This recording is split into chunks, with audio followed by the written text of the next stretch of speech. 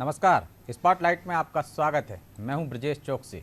UP में एक तरफ भीषण गर्मी से लोग झुलस रहे हैं तो दूसरी तरफ बिजली कटौती लोगों के जले पर नमक छिड़कने का काम कर रही है। शहर या गांव, हर तरफ बिजली संकट खड़ा हो गया है। लोग गर्मी से तो बेहाल हैं ही, साथ में किसानों को अपनी फसलों की चिंता भी सताने लगी है। यहाँ तक कि किसान आत्महत्या तक की धमकी दे रहे हैं। हालांकि योगी सरकार बिजली कटौती को लेकर एक्शन में है, लेकिन विपक्ष को बैठे बिठाए मुद्दा मिल गया और विपक्ष का कहना है कि सरकार का तंत्र बेलगाम हो गया है, सीएम के निर्देशों का पालन भी नहीं कर रहे हैं।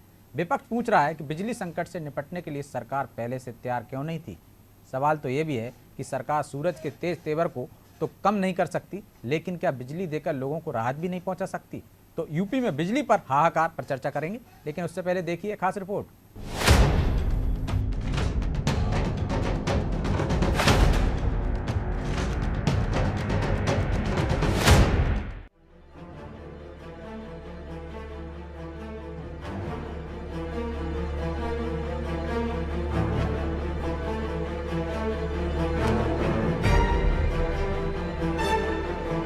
भीषण गर्मी ने लोगों का जीना मुहाल कर दिया है।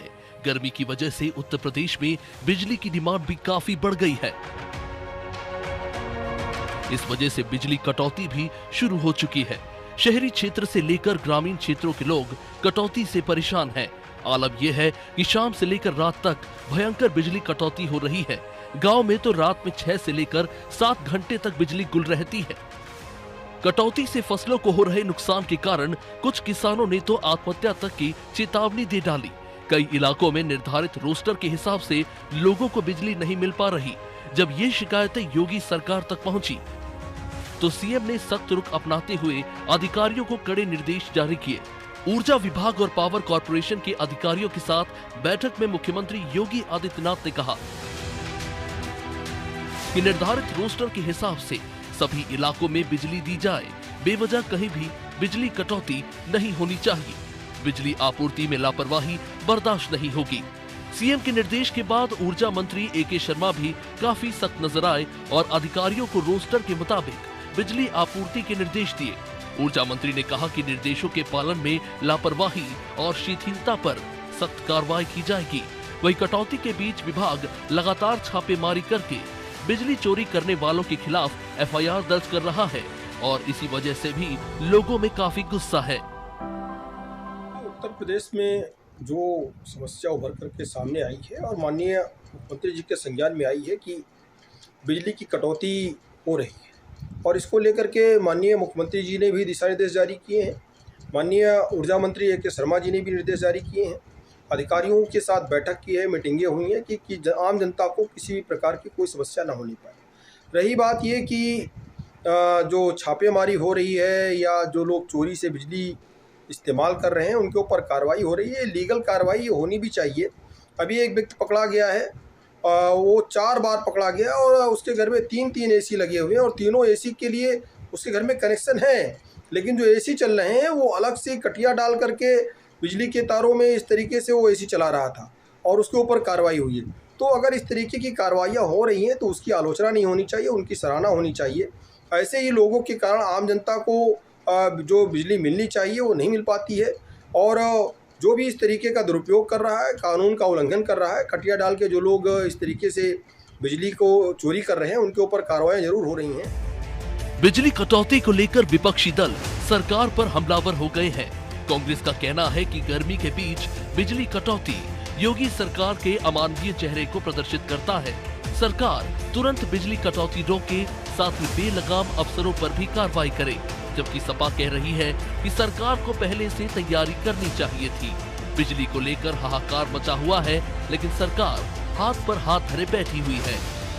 गर्मी के बीच बिजली का कटौती किया जाना योगी सरकार की बेरहम और अमानवीय चेहरे को प्रदर्शित करने का काम कर रहा है। मैं सरकार से ये मांग करता हूं कि उत्तर प्रदेश के सभी क्षेत्रों में, चाहे वो ग्रामीण हो या शहरी, सुचारू रूप से निर्बाध तरीके से बिजली का सप्लाई किया जाए। सरकार के जो अफसर हैं वो बेलगाम हो चुके हैं, सरकार के निर्देश को भी मानने के लिए तैयार नहीं है। ऐसे अफसरों पर भी कार्रवाई करने की हम मांग करते हैं जो बिजली कटौती करके लोगों को परेशानी में डालने का कार्य कर रहे हैं। पिछले 5 साल 1 महीने में भारतीय जनता पार्टी की सरकार ने बिजली उत्पादन के क्षेत्र में कोई भी काम नहीं किया। एक भी बिजली कारखाने को उत्तर प्रदेश में चालू नहीं किया गया, एक भी नया बिजली कारखाना उत्तर प्रदेश में लगाया नहीं गया। ये कोई नई बात नहीं है, सबको पता है कि हर साल गर्मी के मौसम में बिजली की उपयोग ज़्यादा होता है और इसके लिए सरकार को पहले से तैयार रहना चाहिए। मगर ये भारतीय जनता पार्टी की सरकार जो चुनाव से पहले बिजली का बिल आधा करने की बात करती थी, आज उत्तर प्रदेश की जनता को समय पर बिजली भी नहीं उपलब्ध करा पा रही है। बिजली की कटौती से उत्तर प्रदेश की जनता हाहाकार कर रही है और सरकार हाथ पे हाथ धरे बैठी हुई है। उत्तर प्रदेश में बिजली संकट की बड़ी वजह एक्सचेंज पर महंगी बिजली खरीदना और कई पावर प्लांटों का बंद होना भी है। विदेशी कोयले के दाम में इजाफा और कोयले के घरेलू भंडार खत्म होने के कारण बिजली के दाम भी बढ़ाए जा सकते हैं। ऐसे में सवाल ये है कि योगी सरकार इस बिजली संकट से आखिर कैसे निपटेगी और जनता की अपेक्षाओं पर खरा उतरते हुए बिजली आपूर्ति कैसे सुचारू बनाएगी, ये तो खैर आने वाला समय ही बताएगा। ब्यूरो रिपोर्ट, अनादि टीवी।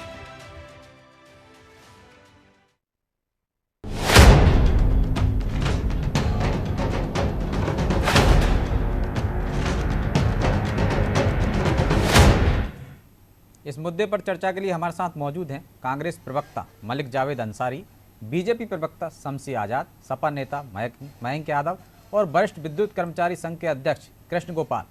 आप चारों मेहमानों का बहुत बहुत स्वागत है। शुरुआत आजाद साहब आपसे ही करेंगे।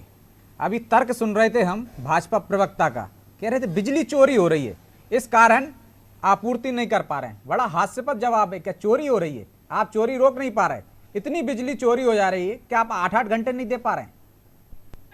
बहुत बहुत धन्यवाद आपका, आपके इस मुद्दे को उठाने के लिए भी बहुत सराहनीय कदम आपका कि आज के चैनल के डिबेट में आपने ये कदम उठाया और बहुत अच्छी बात, जनता के समस्या को आपने जो प्रमुखता से उठाया है।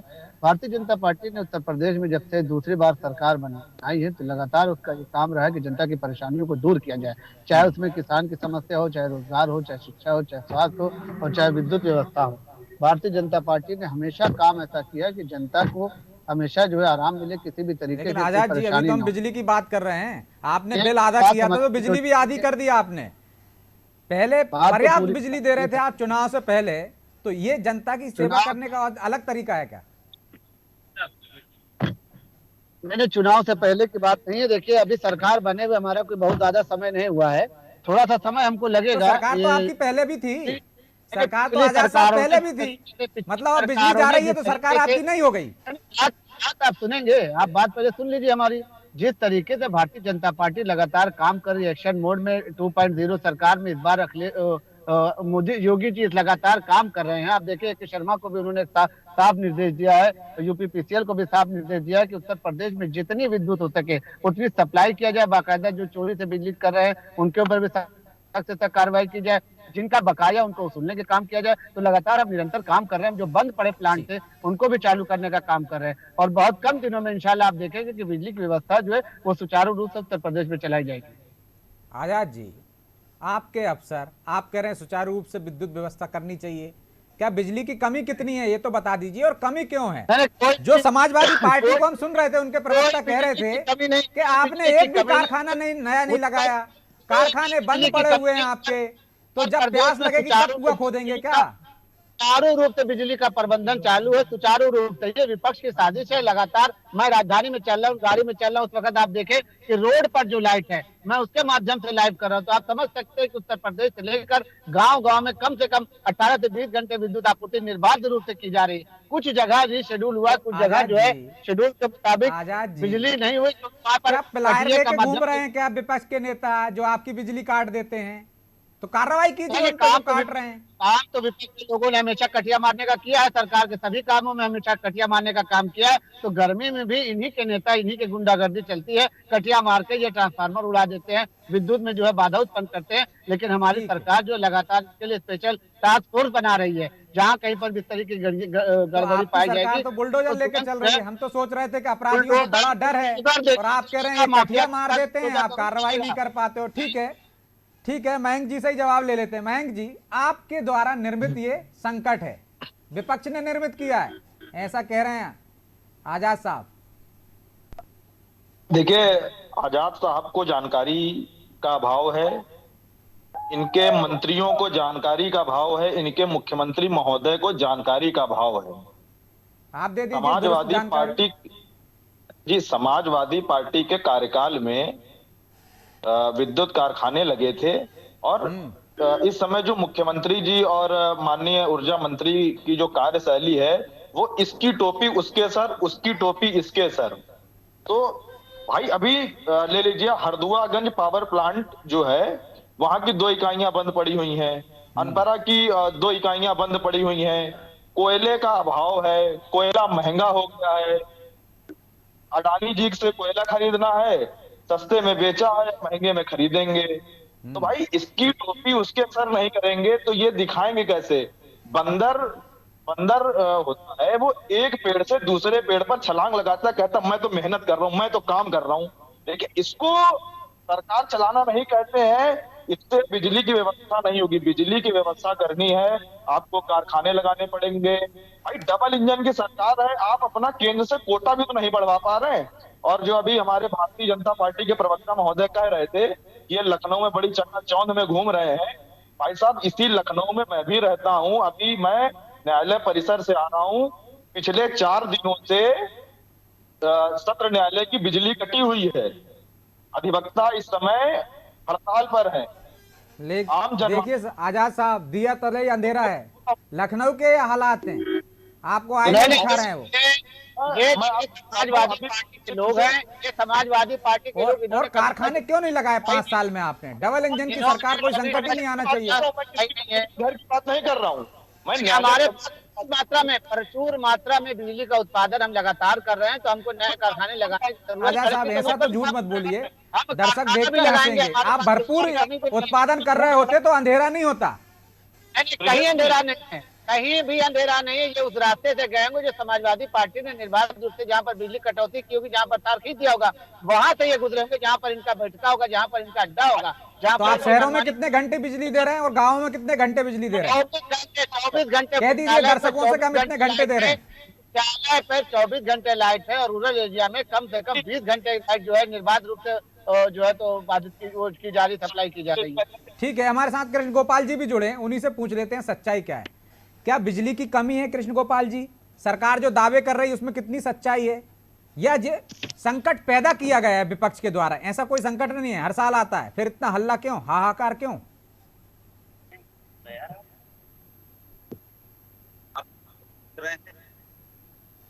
जी कृष्ण गोपाल जी।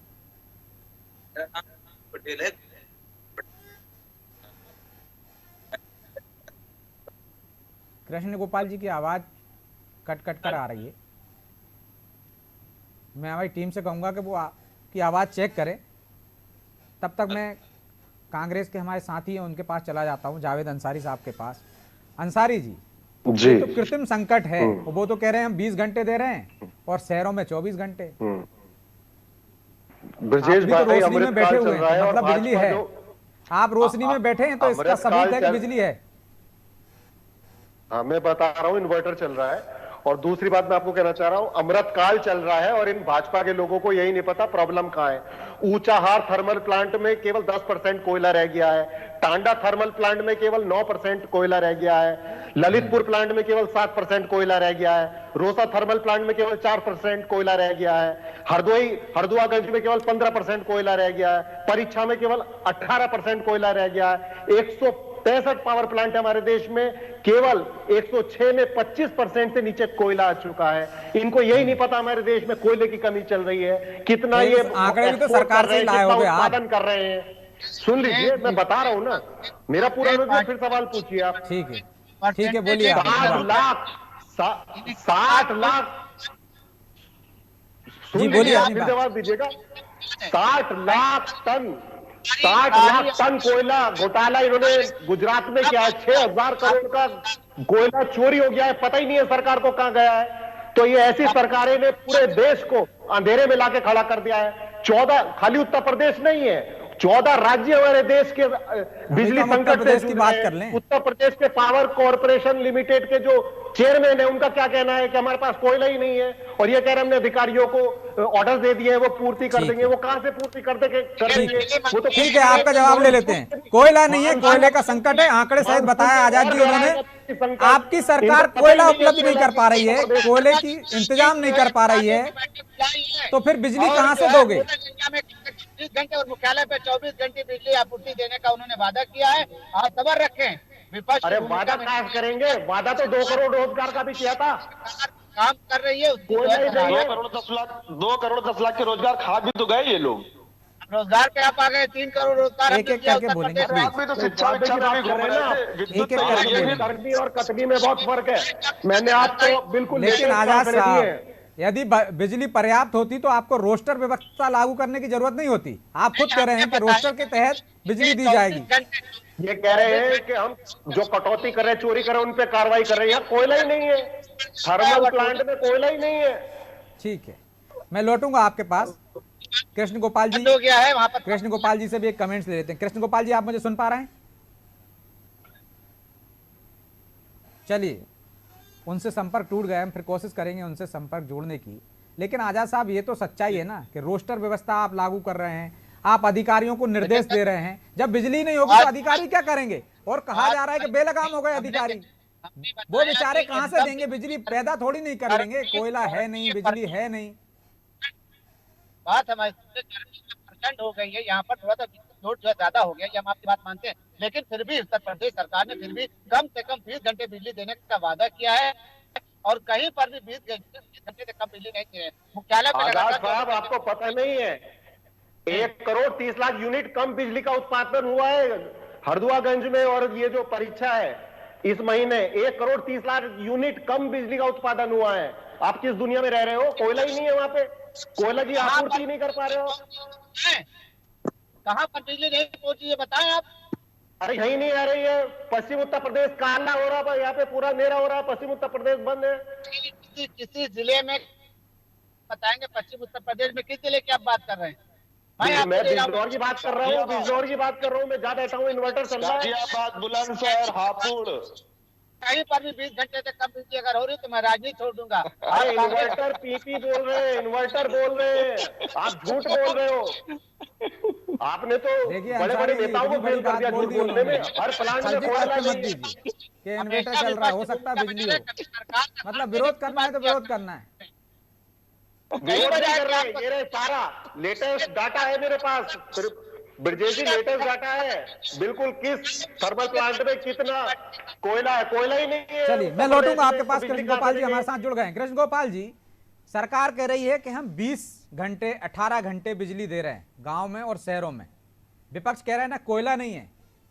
1,30,000 कम से कम यूनिट उत्पादन हो रहा है, कम यूनिट। तो फिर बिजली कहां से देंगे? या वाकई में चोरी की वजह से यह संकट आया, कृत्रिम संकट है, विपक्ष ने संकट खड़ा किया है? क्या वजह है इसकी? बहुत बहुत धन्यवाद। मेरी आवाज शायद अब आपको मिल रही होगी। आ रही है कृष्ण गोपाल जी, आपकी आवाज। तकनीकी कारणों से हम लोग नहीं जुड़ पाए थे। सबसे पहले तो मैं बता दूं, मेरा नाम गोपाल वल्लभ पटेल है, जीवी पटेल, और मैं अध्यक्ष राज्य विद्युत परिषद जूनियर इंजीनियर संगठन उत्तर प्रदेश, जो कि ऊर्जा क्षेत्र का एक संगठन है, उसका मैं अध्यक्ष हूँ। मैं आप द्वारा बहुत ही समसामयिक विषयों पर ये जो आज पर चर्चा की गई है, इस पे जोड़ने के लिए सबसे पहले धन्यवाद दे दूं।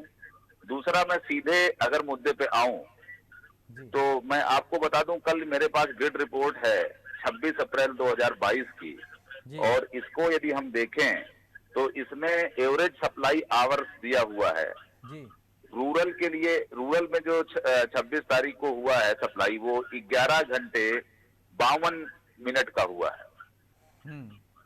नगर पंचायत में 17 घंटे 16 मिनट का हुआ है। तहसील में 18 घंटे 6 मिनट का हुआ है। डिस्ट्रिक्ट में 24 घंटे का है। बुंदेलखंड जो एरिया है यहाँ पर, वहां का 15 घंटे 3 मिनट सप्लाई आवर्स है।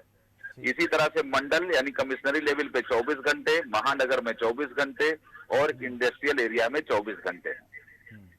ये तो ग्रिड रिपोर्ट में बता रहा हूं, जिससे बड़ा स्पष्ट है कि कितनी सप्लाई पावर कारपोरेशन द्वारा की गई। ये अधिकृत रिपोर्ट मैं आपको दे रहा हूँ। बिल्कुल, ये तो सरकार की रिपोर्ट है, ऐसा नहीं कि लेकिन पटेल साहब संकट कहाँ पैदा हुआ, क्या किसकी कमी की वजह से हुआ? कारखाने बंद पड़े हैं, कोयले का संकट है। दूसरे फेज में आ रहा हूँ इसके कि वास्तव में आज सरकार और सरकार का ये कमिटमेंट है कि सबको बिजली और निर्बाध बिजली दी जाए जी।